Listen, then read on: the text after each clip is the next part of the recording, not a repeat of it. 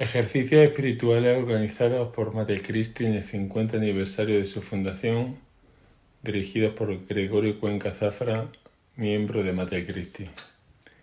En el nombre del Padre, del Hijo y del Espíritu Santo.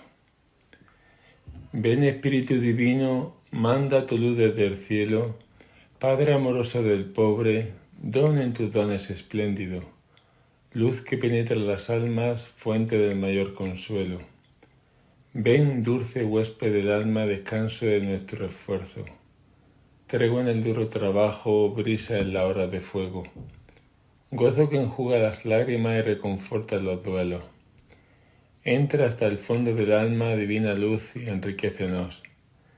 Mira el vacío del hombre si tú le faltas por dentro. Mira el poder del pecado cuando no envías tu aliento. Riega la tierra en sequía. Sana el corazón enfermo, lava las manchas e infunde calor de vida en el hielo. Doma de espíritu indómito, guía al que tuerce el sendero. Reparte tus 7 dones según la fe de tu siervo. Por tu bondad y tu gracia, dale al esfuerzo su mérito. Salva al que busca salvarse y danos tu gozo eterno. Buenas tardes, queridos hermanos. Continuamos en esta tarde nuestro recorrido por los pecados capitales, y en esta ocasión vamos a hacerlo desde la misma pregunta, del mismo planteamiento y marco que está guiando estos ejercicios. Lucas 6, 44. Cada árbol se conoce por su fruto.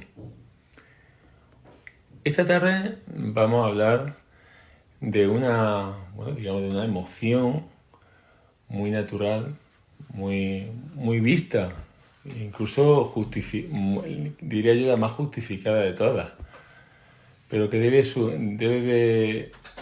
merece su análisis porque también nos afecta a nosotros y por supuesto al prójimo de una manera muy desordenada, incluso más de lo que parece.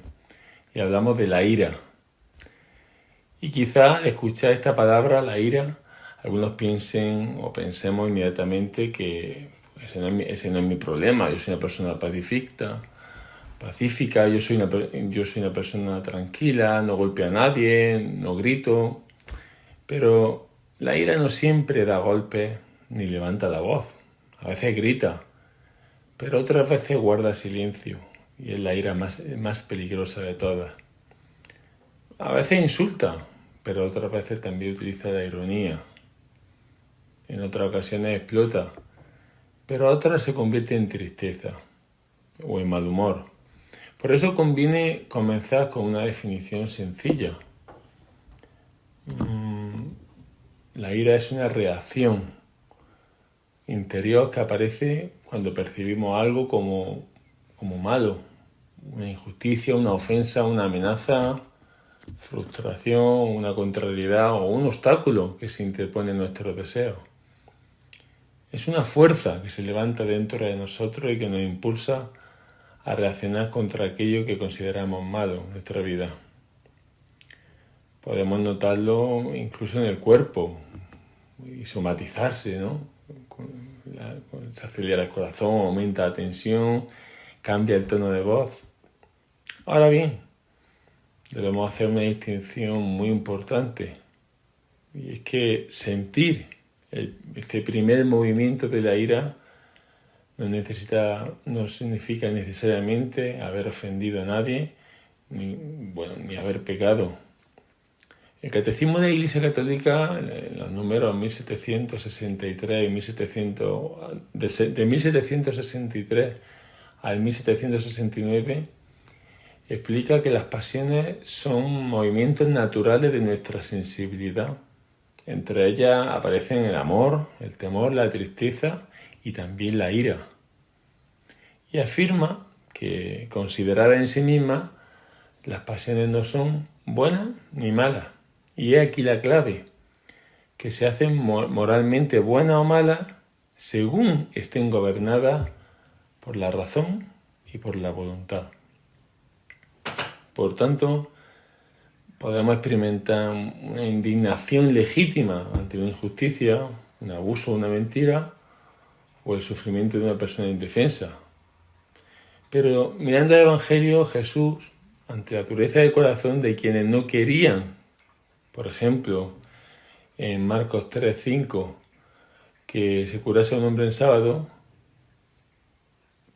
dice, podemos leer, echándoles en torno una mirada de ira y dolido por la dureza del corazón, curó al enfermo. Jesús se indigna, como hemos dicho antes. Puede haber un objeto fruto de indignación, pero observemos el fruto de su indignación. La consecuencia, él no explota. Dice que echa una mirada de ira y al mismo tiempo está dolido. Pero su fruto es que cura, libera y restablece el bien. No humilla y no se venga, que sería lo más natural que sale de nosotros mismos. Y por supuesto no pierde el dominio de sí mismo. Su reacción está completamente gobernada por el amor al Padre y por el bien de la justicia, y por el bien de la persona. San Pablo establece también esta distinción cuando dice en Efesios 4:26, si os indignáis no lleguéis a pecar, que el sol no se ponga sobre vuestra ira. Es decir, la indignación puede aparecer porque lo juzgamos y según nuestros criterios sabemos que no es correcto. Pero atención, debemos vigilar qué hacemos con ella. Y es aquí que el pecado comienza cuando dejamos que la ira gobierne nuestra razón, nuestra voluntad, nuestras palabras y nuestras acciones. La ira se desordena cuando es desproporcionada, cuando descarga sobre quien no es responsable o cuando se desea herir, humillar, cuando alimenta el odio.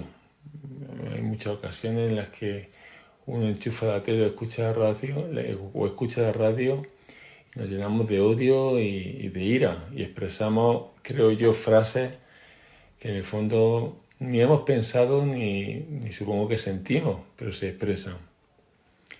El Catecismo de la Iglesia Católica en el número 2302 define la ira desordenada como un deseo de venganza y aclara que no es lo mismo buscar una reparación justa que querer que el otro sufra. Mateo 5:22 nos lo ejemplifica cuando dice: todo aquel que se encolerice contra su hermano se arrea ante el tribunal.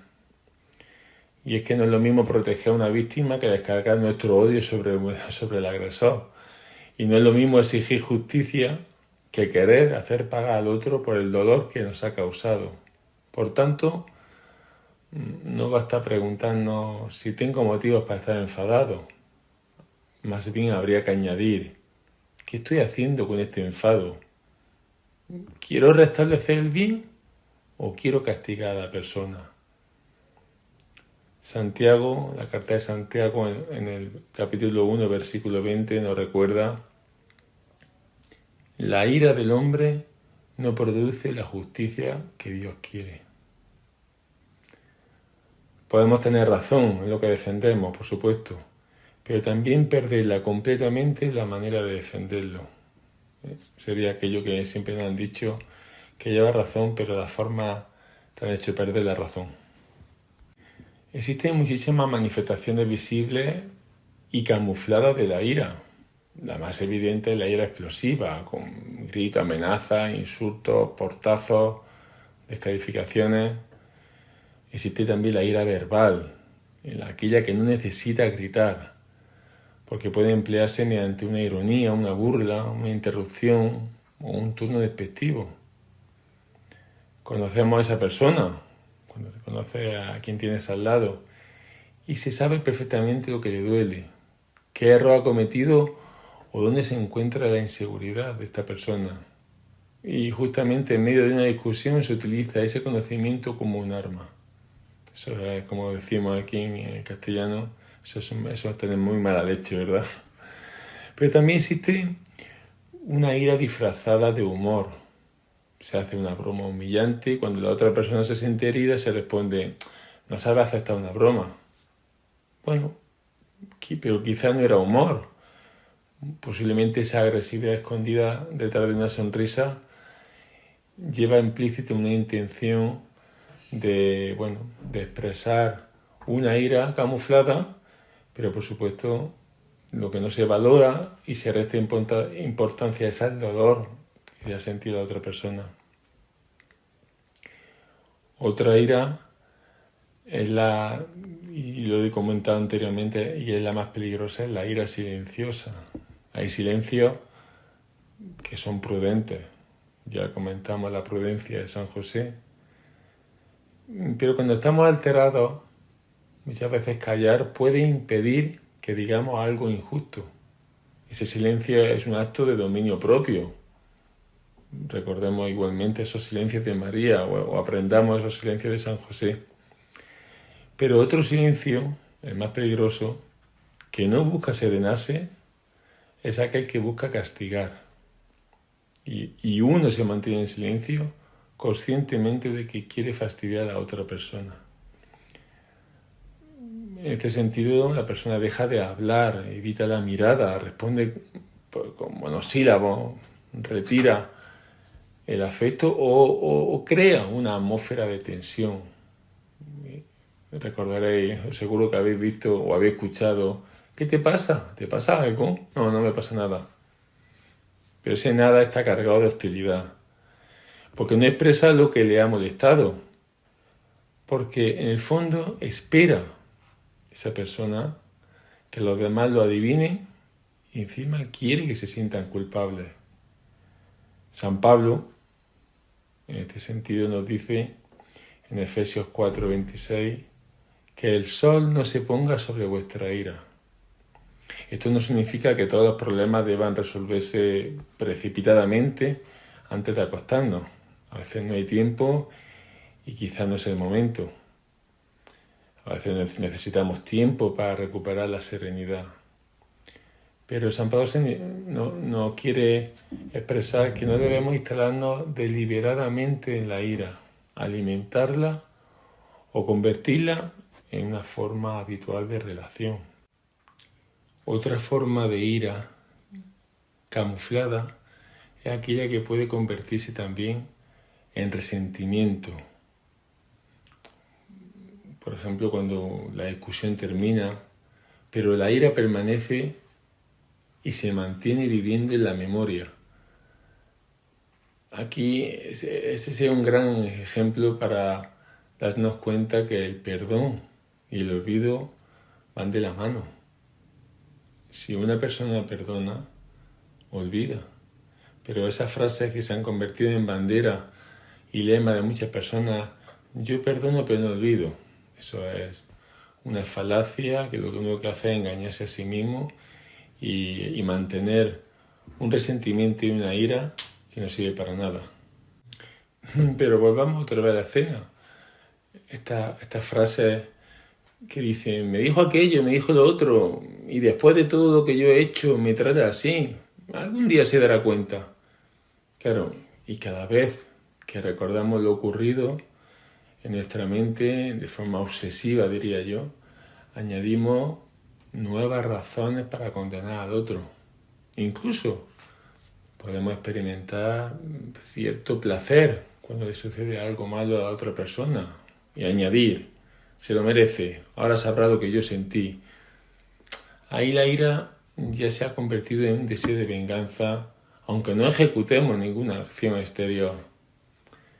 Aquí nos hemos metido en un plano muy cognitivo y muy de interior, pero claro, hay que a veces darse cuenta que una característica de ese alimento de la ira, decimos que evidentemente hacemos referencia a personas, pero recordemos siempre que Satanás, el diablo, está pendiente a la más mínima debilidad para destruirnos a nosotros, porque si nos destruye a nosotros, destruye la gran obra creadora de Dios y por consiguiente a quien daña es a Dios, por supuesto, pero no solo nos destruye a nosotros, nos destruye la unidad y la relación que existe con los demás. De ahí a que esos pensamientos recurrentes, obsesivos, ese diálogo interior, podemos decir que es diabólico cuando es recurrente y alimenta, en este caso, la ira. Bueno, y ni qué decir, que se ha comentado anteriormente de pasada, cuando la ira se camufla de tristeza. Esta manifestación exige mucho discernimiento, porque no toda tristeza es ira. La tristeza es una reacción humana legítima ante una pérdida, una enfermedad, una herida o una situación dolorosa. Tampoco debemos interpretar una depresión o un sufrimiento psicológico como si fuera automáticamente un pecado de ira. No caigamos tampoco en esta simpleza. Pero algunas veces solemos decir, no estoy enfadado, solamente estoy triste. Cuando debajo de esa tristeza existe también frustración, resentimiento e incluso deseo de hacer sentir culpable a la otra persona. Me estoy acordando ahora de un cuento de Jorge Bucay, muy interesante, cuando hablaba que, bueno, una forma de explicarlo, decía que un día fueron a bañarse la ira y la tristeza, ¿no? Y cuando salieron del agua, la ira se puso el traje de la tristeza y a su vez la tristeza, sin ropa, se puso la de la ira. Y entonces, cuando vemos a una, en el fondo está escondida la otra, con otro traje. Bueno, es otra forma de explicarlo en ese cuento popular, tipo de estilo de Jorge Bucay. Pero en la misma Biblia encontramos la historia de Caín, que muestra esta relación. Después de que Dios acogiera la ofrenda de Abel y no la suya, Caín se irritó sobremanera y andaba abatido, dice Génesis 4:5. Y Dios le pregunta a continuación, ¿por qué te irritas y por qué andas abatido? Fijémonos cómo aparecen juntas la irritación y el abatimiento. Caín no afronta correctamente aquello que sucede en su corazón y no examina su propia conducta. Se compara con su hermano, alimenta la frustración y permite que la ira crezca. Algunos ya seguro que ya está viendo por aquí también un poco de envidia. Bueno, seguro. Pero en este caso Dios le advierte en Génesis 4:7. El pecado acecha a la puerta y su deseo te domina, pero tú debes dominarlo. Pienso que esta frase es muy importante para nuestro ejercicio, para este trabajo de reflexión que hay que hacer a continuación. El pecado acecha a la puerta, pero todavía no ha entrado necesariamente. Existe un momento en el que podemos reconocer el movimiento interior y decidir qué hacemos con él. En muchos libros de autoayuda o de terapia dicen que hay que contar hasta 10. Bueno, pues es una estrategia que le vaya bien.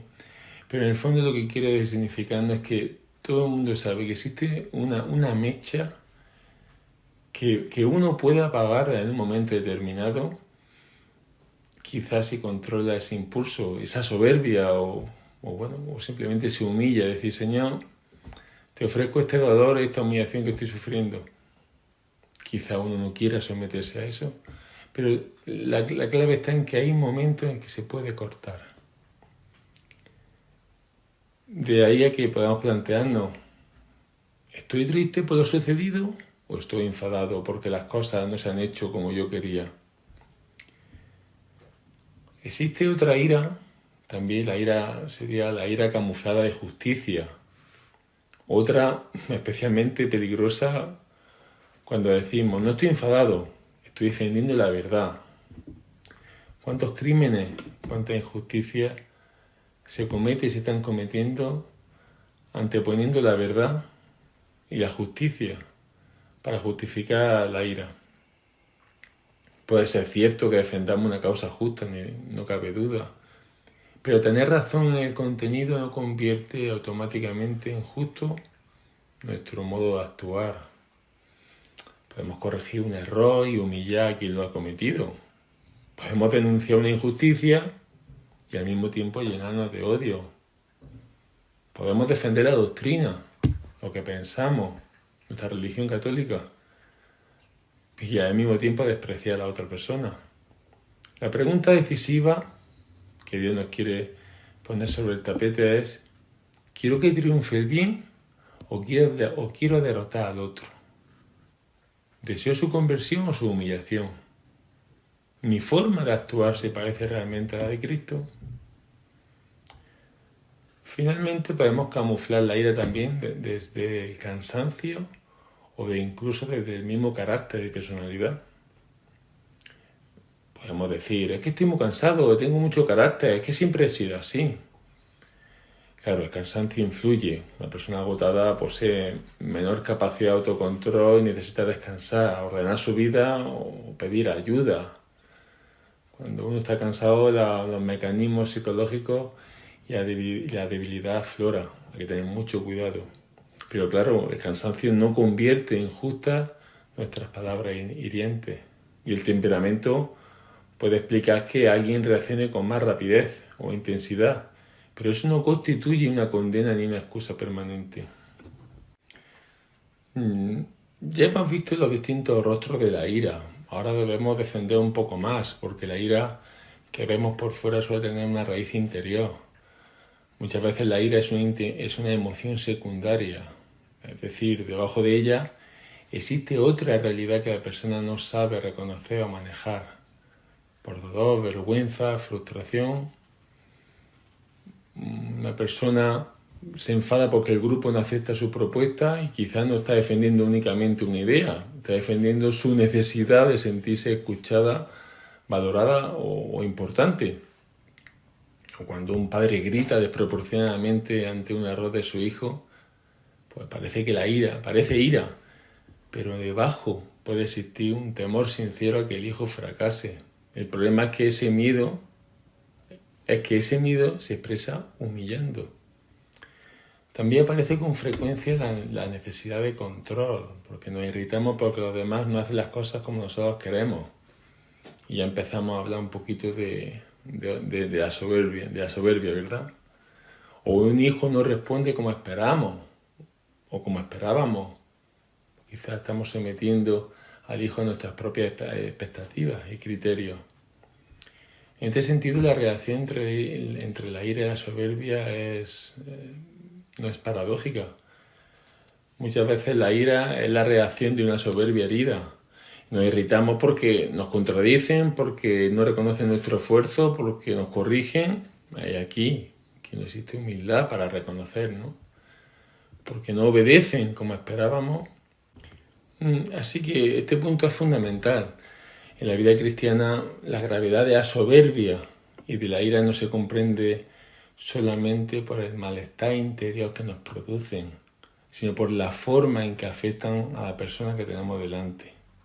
Al igual que podríamos establecer una breve conexión entre la ira y la avaricia, porque lo que hemos hablado esta mañana, la avaricia puede alimentar la ira cuando alguien amenaza nuestros bienes, nuestra comodidad o aquello que consideramos exclusivamente nuestro. Por ejemplo, en una familia, una conversación sobre una herencia o sobre política, el cuidado económico de un familiar enfermo o el reparto de gastos.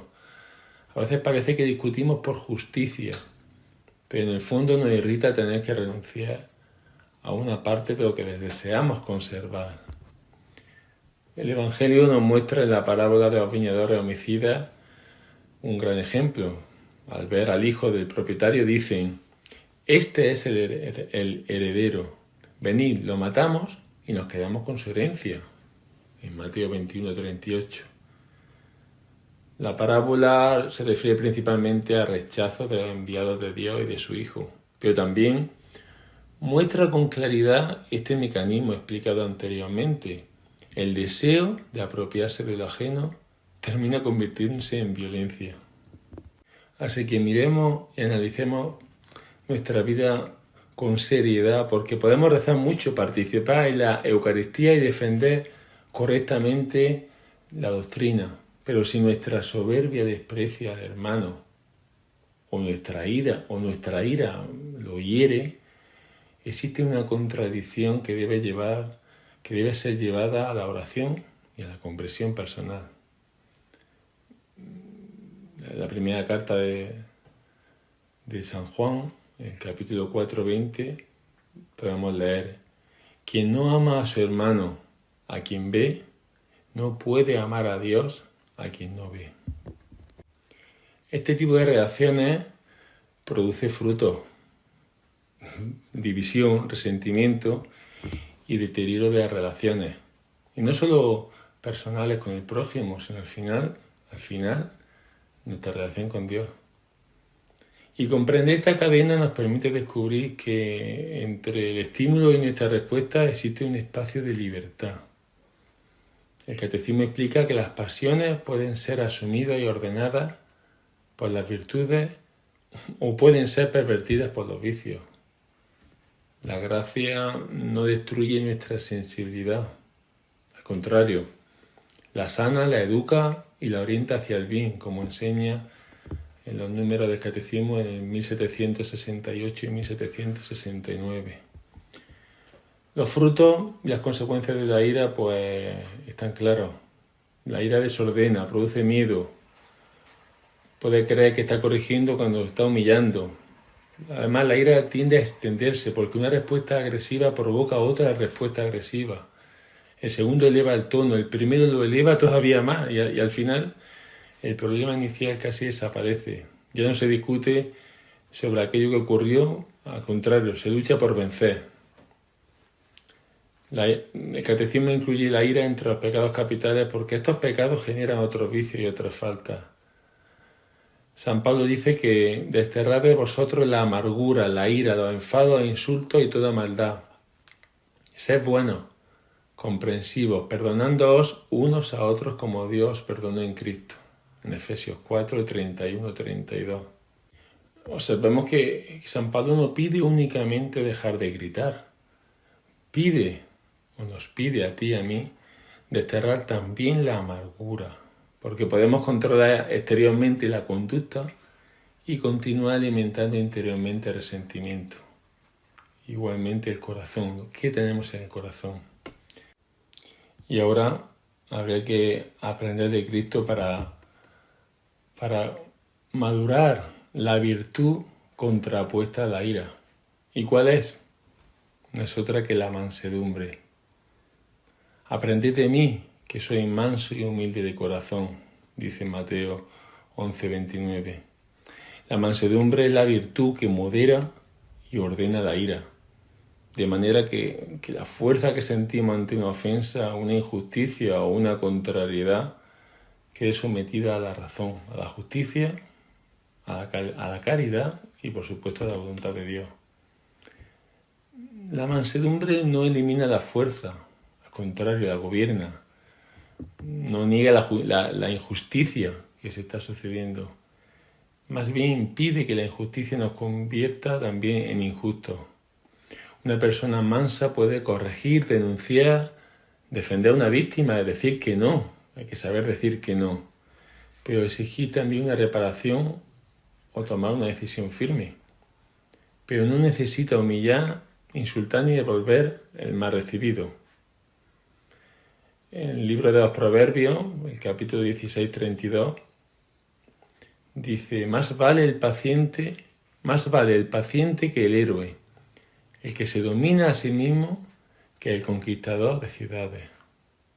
Puede ser más difícil de tener una respuesta que ganar una discusión. Pero volvamos a Mateo 11:29. Jesús no dice solamente aprender a controlar vuestro temperamento, dice aprended de mí. La mansedumbre cristiana no es únicamente una técnica psicológica para tranquilizarnos, ni para quedarnos callados. Es aprender la forma de sentir, juzgar y responder del propio Cristo. Y añade: soy manso y humilde de corazón. En la Biblia, el corazón, que lo hemos repetido en numerosas ocasiones, el corazón no es únicamente el lugar de los sentimientos, es el centro profundo de la persona, allí donde pensamos, deseamos, decidimos y respondemos a Dios. Cuando Jesús dice que es manso y humilde de corazón, nos está revelando cómo es Él interiormente. Nos presenta un papel y su mansedumbre no es simplemente una estrategia. Más bien nos enseña ¿De dónde nace esa mansedumbre? Que no es otra que nace de su relación con el Padre. Es muy interesante ver esta unión entre la mansedumbre y la humildad, que era la inyección contra la soberbia. Jesús une expresamente estas dos virtudes, manso y humilde de corazón, y esa unión responde también a la relación que existe entre la soberbia y la ira, porque la soberbia engrandece el propio yo. La ira, digamos que defiende ese yo cuando se siente amenazado, pero la humildad coloca el yo en la verdad ante Dios, y la mansedumbre gobierna la reacción cuando somos contrariados. Así que difícilmente podemos crecer en mansedumbre si no aceptamos primero que no siempre tenemos razón, que no podemos controlarlo todo y que también necesitamos ser corregidos. El deseo que promete Jesús es muy interesante porque en Mateo 11, 28 y 29 nos recuerda continuamente: venid a mí todos los que estáis cansados y agobiados, y yo os aliviaré. Tomad mi yugo sobre vosotros y aprended de mí, que soy manso y humilde de corazón, y encontraréis descanso para vuestra alma. Y concluye en 11:30, porque mi yugo es llevadero y mi carga ligera. La ira desordenada cansa mucho, agota física, psicológica y espiritualmente. Podemos estar agotados incluso y continuar respondiendo mentalmente. Tendría que haber dicho esto, haber respondido así, como hemos dicho antes, esos diálogos diabólicos interiores. Cristo nos ofrece descanso porque nos libera de la necesidad de defender constantemente nuestro yo. Claro, no promete que desaparezcan todas las contrariedades, más bien nos enseña a atravesarlas desde la confianza en el Padre. La persona mansa, en este sentido, no necesita resolverlo todo de forma inmediata, porque los seres humanos somos así, queremos una respuesta rápida y no somos pacientes con nosotros mismos. Así que aprendamos que la mansedumbre de Jesús no es debilidad. Cuando un guardia golpea injustamente a Jesús, el Señor le responde: si te he faltado de hablar, muestra en qué te he faltado. Pero si he hablado como se debe, ¿por qué me pegas? En Juan 18, 23. Jesús no devuelve el golpe, pero tampoco llama buena a la injusticia. No guarda un silencio cobarde, pregunta con firmeza y con verdad. De hecho, San Pedro, en la primera carta a San Pedro, en el capítulo 2, 23, nos dice: cuando lo insultaban, no devolvía el insulto. En su sufrimiento no prefería amenazas. Aquí podemos formular una definición espiritual decisiva y concluyente para la meditación de esta tarde. La mansedumbre consiste en que el mal recibido no determine nunca el mal que nosotros hacemos. La conducta del otro no puede apoderarse de nuestra libertad. Así que en estos ejercicios no busquemos simplemente tener mejor carácter. Somos como somos. Busquemos con humildad que el Espíritu Santo vaya configurando, moldeando nuestro corazón, y pidamos que Dios nos vaya podando nuestro árbol para que sepamos imitarle, como hemos dicho antes.